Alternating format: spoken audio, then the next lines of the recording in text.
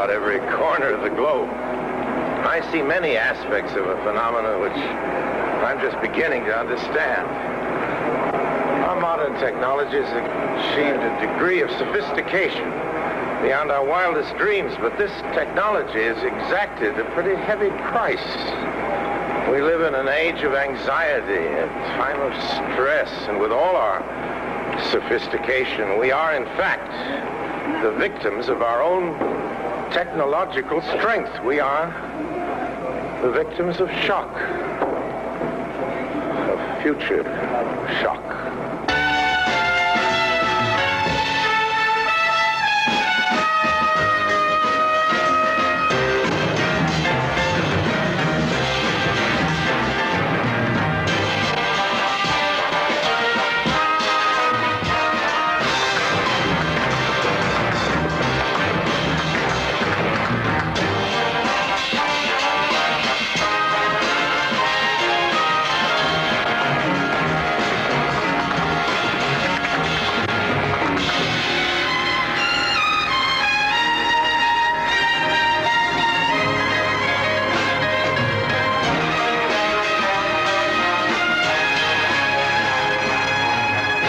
Future shock is a sickness which comes from too much change in too short a time. It's the feeling that nothing is permanent anymore. It's the reaction to changes that happen so fast that we can't absorb them. It's the premature arrival of the future. And for those who are unprepared, its effects can be pretty devastating.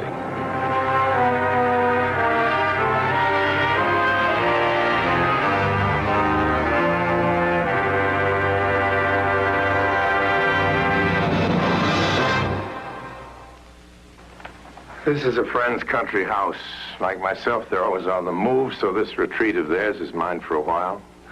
You know, comfortable homes like old friends give us a sense of security, the feeling that some things at least stay the same. It's a feeling we need very much in this changing world. Every day we're bombarded by choices. We need to make instant decisions. We're in endless combat with our own environment, with all its pace and variety, its choice and over-choice.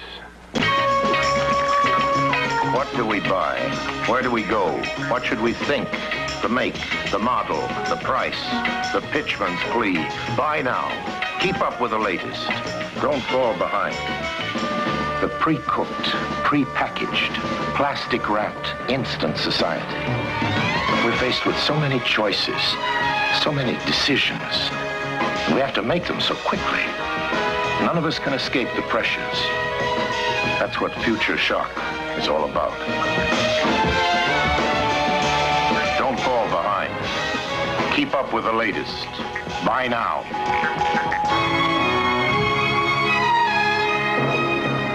Technology feeds on knowledge, and knowledge expands at a phenomenal rate.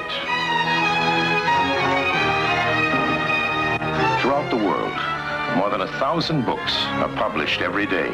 Over 30,000 a month, 365,000 a year. A chemistry professor recently stated that he couldn't pass today's examinations because at least 2/3 of the questions require knowledge that didn't even exist when he graduated from Oxford in the early 30s. This machine makes our lives move faster. Computers combine facts to make new knowledge at such high speed that we cannot absorb it. They affect not just the things we buy or the things we know, but the things we do.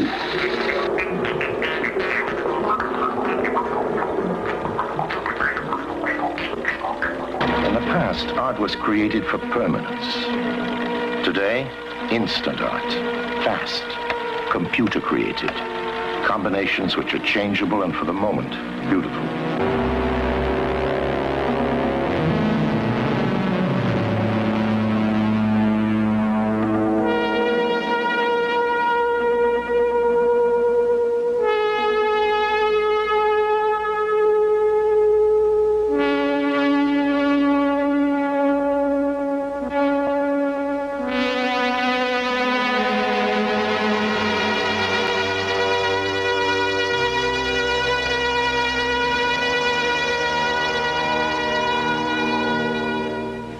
As old knowledge is replaced by new, and the pace of change accelerates, the young among us know of no other world.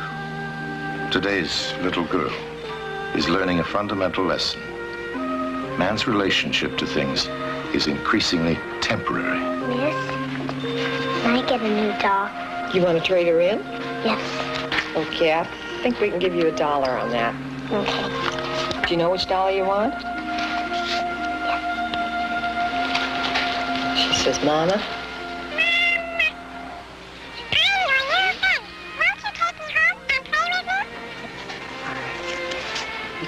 May I have 80 cents, Mom? Thank you. Even friends don't last. An early lesson in disposability.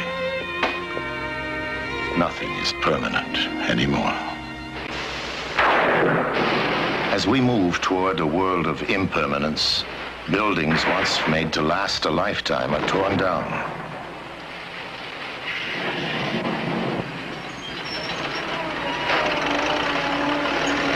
What is built must be easily dismantled, moved, adapted to momentary needs.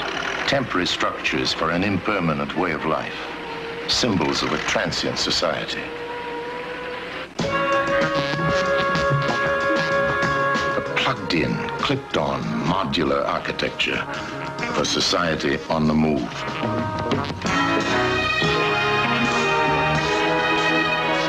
Every year, some 36 million Americans strip their homes and move on, tearing apart communities, families, and individuals, creating future shock. This is the last time I'll move, ever.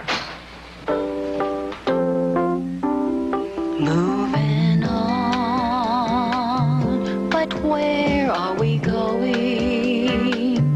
Nomads without knowing what's ahead. This time, maybe this time we'll find a place to settle down and find someone that we can call our own kind.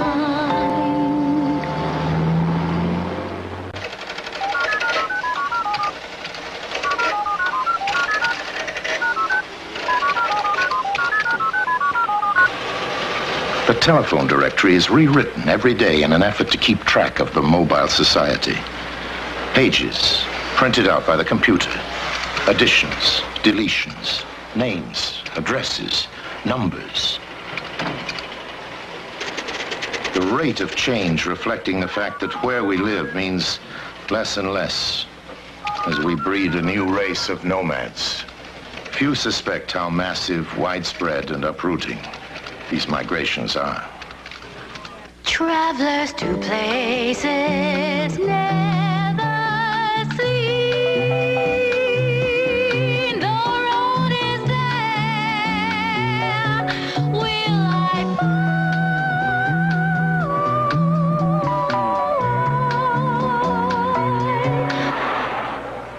Well, just to get a block away can make all the difference in the world. A generation reared on high-speed change. Unlike their parents who settled in one place with one set of relatives and friends, young people are on the move. Home is a place to leave. I don't know what Like the beautiful thing about traveling around the country or over large areas that you get to meet so many different people in different situations, you know, and like share experiences. I hang around airports just to like the feel of getting away. And I just like the feeling of getting away. Getting away from like school and work and, you know, my parents. Freedom. The loss of a sense of belonging.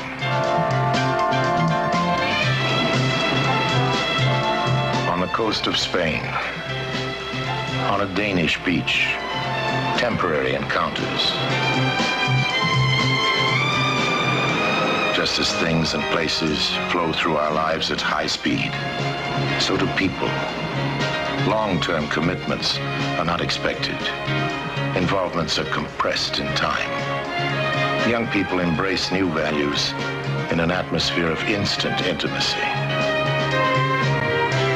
Everyone craves human warmth and closeness, especially today when relationships seem to be more and more temporary. What we're witnessing, of course, is the death of permanence. A new society is being created around us, built from the broken pieces of today.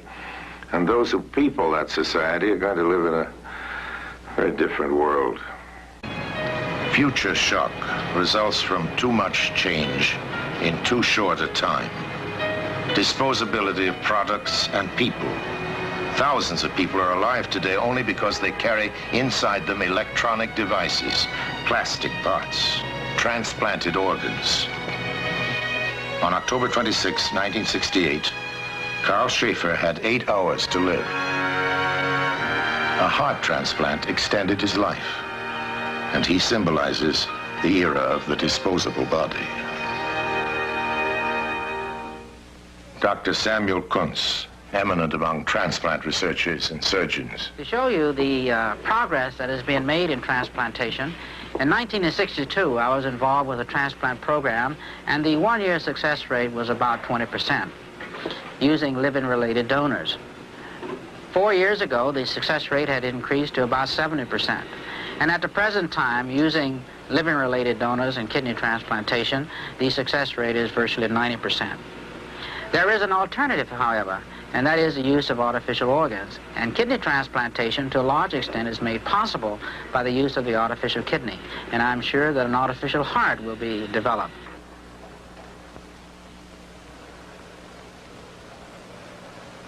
Temporary body parts, products of bioengineering with the ultimate potential of building modular bodies, much as we now build modular homes.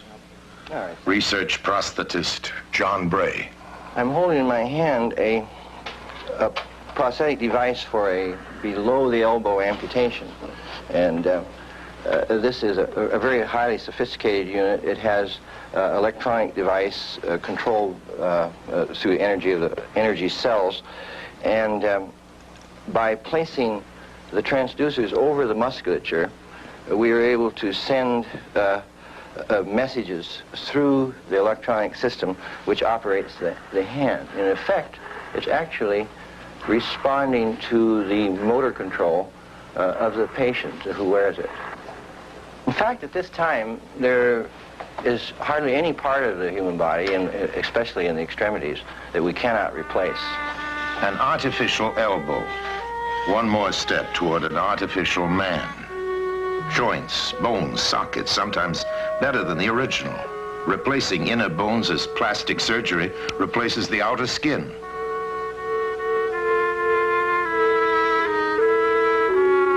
All stepping stones toward the temporary person. On March 17th, 1969, Mrs. Verlin Cobb, at age 53, was prematurely wrinkled and weathered.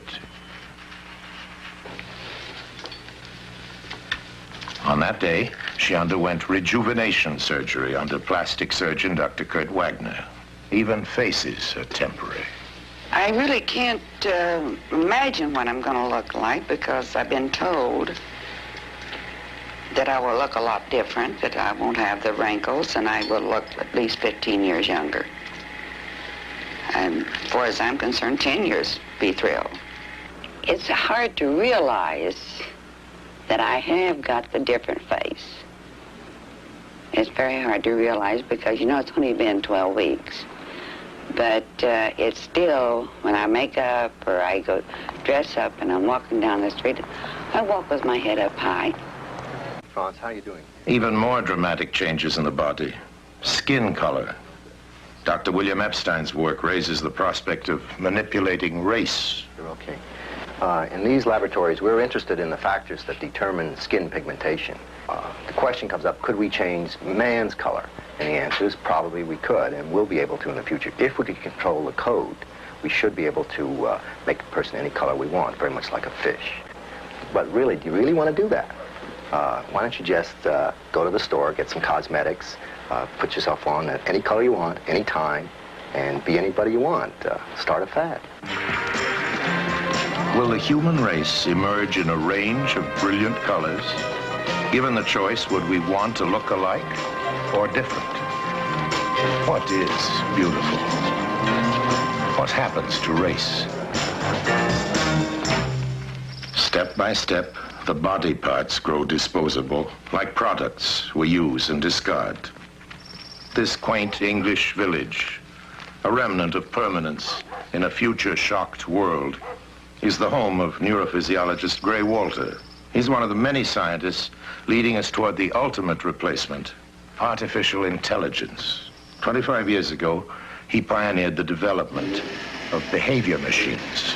This looks rather as though it was a child's toy, and I suppose it might be, but in fact it's rather a serious model of my ideas of behavior. And it behaves in a complex way, with all kinds of behavior modes, only having 2 elements, compared with our 10 billion in our brains, but its behavior is surprisingly complex.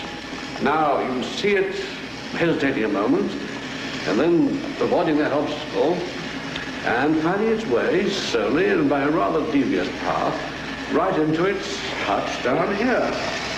And so, rather like us, it has a sense of priorities, although it's such a very simple toy, but not really just a toy, a model of behavior. Descendants of creatures like those of Dr. Walter.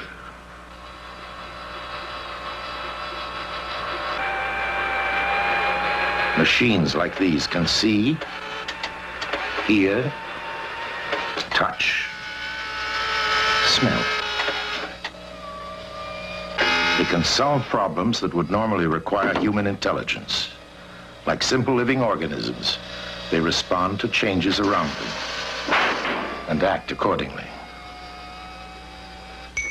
We might one day duplicate man, his form, his body, his actions and reactions, carefully engineered for lifelike appearance. A diaphragm,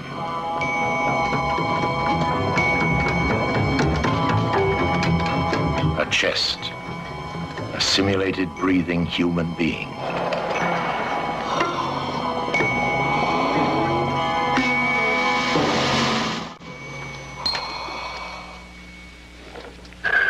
This is Sim 1, developed for the training of anesthesiologists.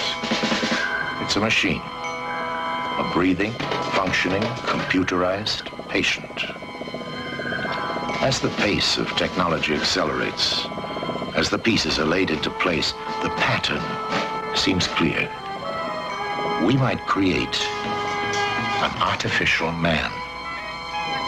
As work proceeds on the brain, it may someday be possible to combine all the elements into a lifelike duplication of flesh and blood. The momentum is established, but the direction is up to us. Is there danger in the path we are taking? What happens to the definition of man? Who is he? What is he? Imagine the novel sensation of trying to determine whether the smiling, courteous humanoid behind the airline ticket counter is a pretty girl or a transistorized robot. Your flight 21 to Dallas has been confirmed. Departure 2:30, arrival Dallas time 4:36. Boarding, gate 17A. Have a nice flight.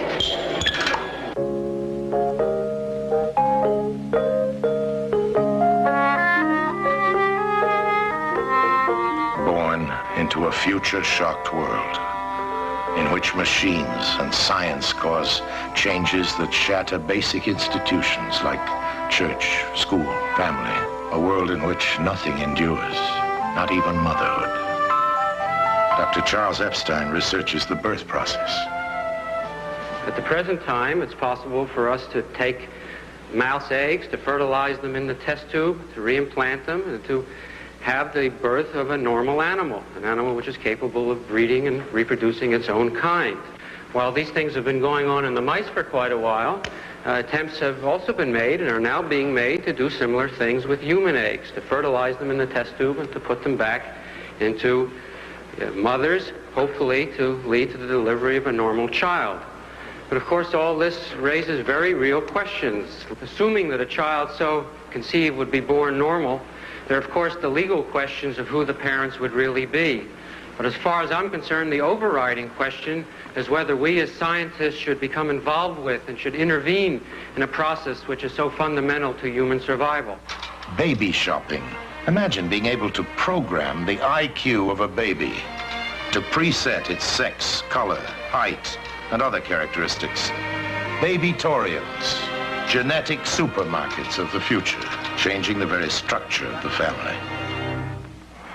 The family. Traditionally, it's a source of warmth, comfort, security, protection from the outside world.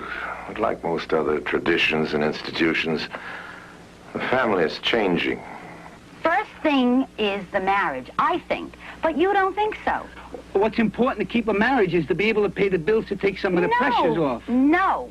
But the point is the point is you're sick. And you're neurotic. In our society, marriage is ideally based on love. It is expected that two people will grow together, change together, and complement each other till death do them part. The likelihood that two people will grow and develop at the same rate becomes more and more remote, for rapid change places a heavy burden on the fragile thread of love. Get yourself 4 other wives, 4 other mistresses, and be happy. That's all. I'll get myself some lovers and fine.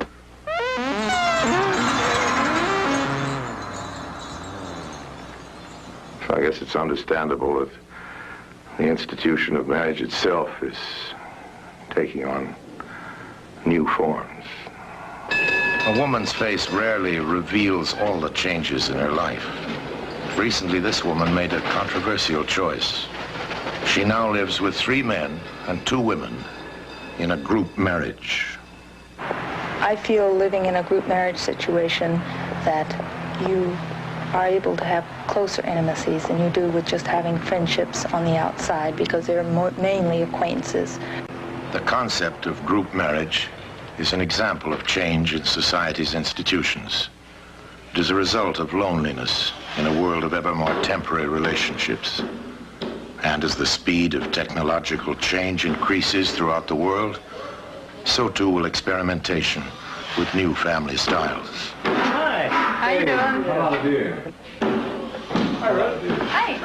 How was your day? Very good. Very good. It makes you realize that you have quite a bit to offer when more than one person cares for you. And you have a tendency to discover, much to your amazement, that you can love very, very much more than one person. Not equally, but in different ways. But you can really learn to care for other people. There are thousands of homes like this in every part of the United States where couples are sharing their lives. Unfortunately, they have to be surreptitious about it. They don't dare tell their friends or neighbors. Robert Rimmer and his wife of 30 years. He is a leading exponent of group marriage and has written influential books on the subject, like The Harrod Experiment and Proposition 31.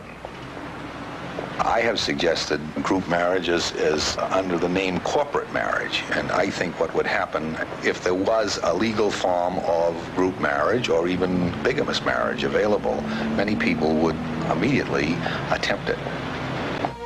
A middle-class neighborhood in suburbia, USA. It could be anywhere. Germany, England, Sweden. It's a commune. 23 people, married and single. A different kind of family. Well, it was a hassle. I've been electrical engineer, technical writer. I've been married several times, had a family, houses. It got to be a drag. I like it much better here. This is, for me, a great way to live, relating to people. It's a family. It's a much better way than what I've been into for the last 15 years.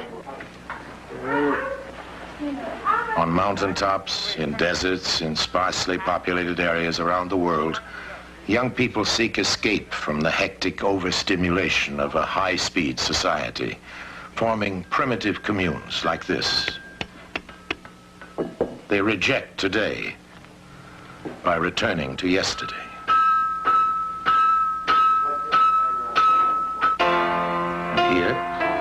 yet another kind of marriage.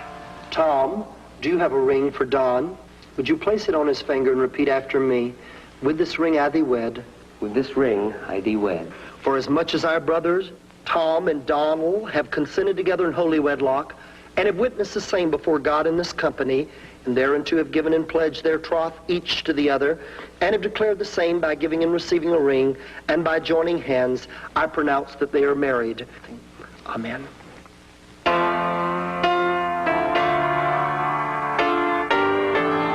The setting for a quiet revolution.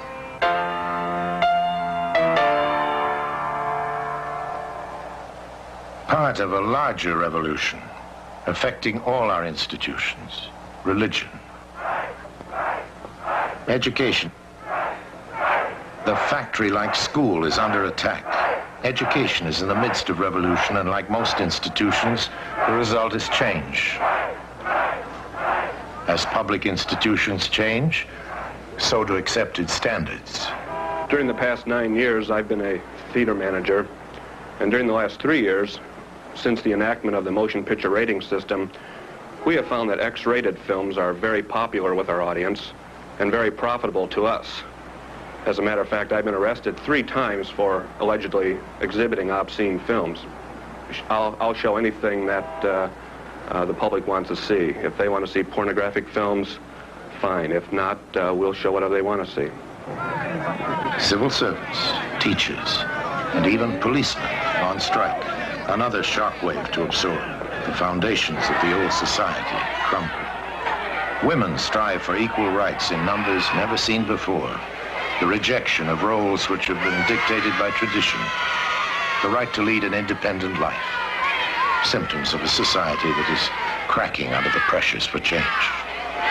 What was private is now public. What was condemned now strives for acceptance. The symptoms of society's breakdown erupt on a worldwide scale. We are living through one of the greatest revolutions in history, the birth of a new civilization. Collective protests shatter the structure of the old. Changes bombard our minds and bodies. We become confused, helpless, unable to cope.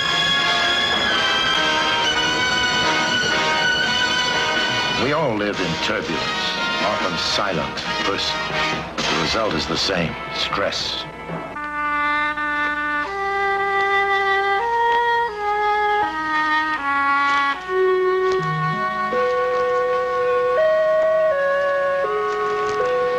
In 1969, it was reported that a Dr. A. Nafek of the Soviet Academy of Science had predicted that the world would soon see a genetic equivalent of an arms race, that the world powers would soon develop genetic engineering capable of increasing the output of geniuses. Criticized for such an outlandish and horrifying speculation, he replied merely that the advance of science is and ought to be unstoppable. Not everyone, of course, would agree with that statement. Think of the consequences. Genetics, computers, space, racing blindly ahead, causing the pressures of future shock to intensify. Scientists themselves are concerned. Psychobiologist James McGaw. It's not now possible to produce the same kind of changes in memory that we've, in humans, that we've produced in animals. Such experiments are probably just around the corner. And whether the procedures are the same or different from the ones that we use, it seems clear that within a very few years, it will be possible to change memory processes in human beings through the use of drugs and electrical stimulation. Let's look forward to a period a number of years from now, perhaps when a person gets up in the morning and has to take the drug to bring his IQ up to the appropriate level, slap on the battery pack so that whenever he gets depressed, he can press a lever and turn on electrical stimulation, which delights him a little bit, and find then that it's not just that he can do these things, which is enough to understand, but that he does do these things. Not that it's possible to gain control over intellectual functioning, but in fact that we have. And this person then, perhaps an entire society, will be seen as a victim of the success of biotechnology. That is to say that he no longer can exercise the choice to take the drug or put on the battery pack or whatever, but he's lost that choice simply because of the subtle and pervasive increase in the tendency to use it. Technology and science, altering behavior, extending our control over mind and body. We wire the animal, we wire the human, and with every new step, the consequences for human life become magnified. The secret of life itself, the DNA molecule. A genetic discovery that could give man the ability to create life to specifications. With it comes the power to change evolution itself. Never have we had such opportunity, such awesome responsibility. The DNA molecule might very well turn out to be the most important discovery in the whole history of medical science. Not only is it possible to create life, but to recreate it. Considering present scientific knowledge, we may soon be able to create carbon copies of human beings. Imagine the implications. To duplicate a human being genetically, down to the last detail.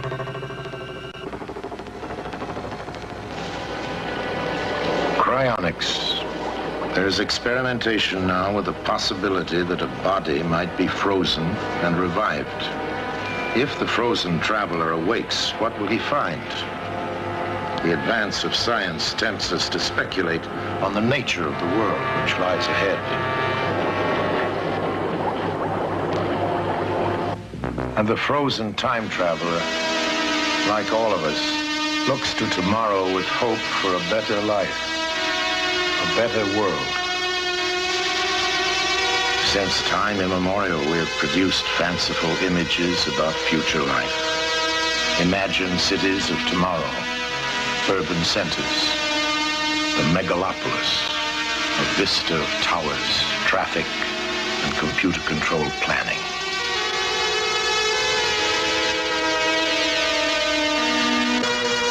The spaceport,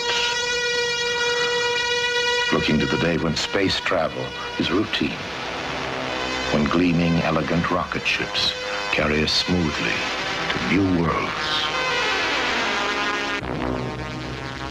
Naive images of cities, space travel, and other wonders may fascinate us for a time, but they may also mislead. Will the frozen time traveler wake up in a very different future? Here's a future coming toward us that could shatter all our dreams. The future has burst upon us.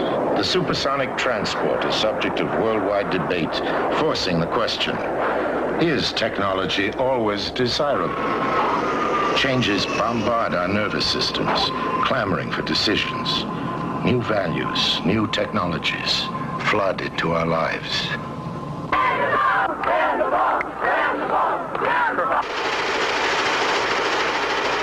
The pressure of fast change forces us to question all we have been taught. Sometimes technology can destroy. An underground nuclear explosion. Amchitka, when will the next nuclear blast occur? And what will it do to us? Escape from change in today's society becomes more and more impossible. Change is necessary, but change itself is out of control. That is the challenge posed by Future Shock, to look deeply and clearly into today's world, to understand the consequences that what we do today determines what tomorrow will be.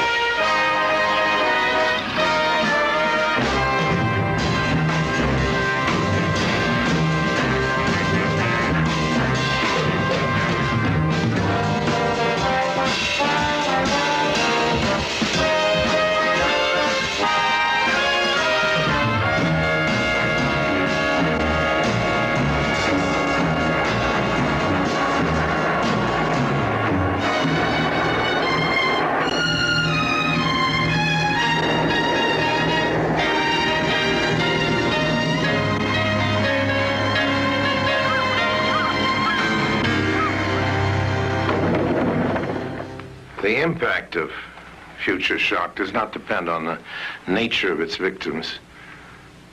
They are everywhere. But everywhere in modern technological society, there are those who recognize the dangers and are turning toward the future.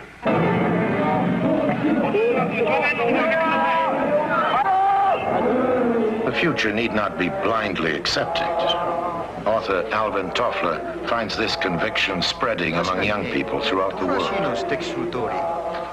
If we can recognize that industrialism is not the only possible form of technological society, if we can begin to think more imaginatively about the future, then we can prevent future shock, and we can use technology itself to build a decent, democratic, and humane society. Don't you think education should make people aware of the danger of technology instead of making them adapt more easily to any kind of progress and technology? Absolutely, absolutely. That we can no longer allow technology just to come roaring down at us. I think we must begin to say no to certain kinds of technology and to begin to control technological change, because we've now reached the point at which the technology is so powerful and it is so rapid that it could destroy us unless we control it. But what's most important is that we do not simply attempt to that we simply do not accept everything, that we begin to make critical decisions about what kind of world we want and what kind of technology we want.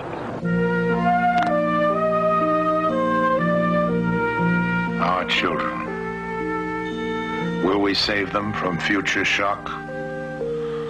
Or are they destined to suffer the same illness that rocks today's society?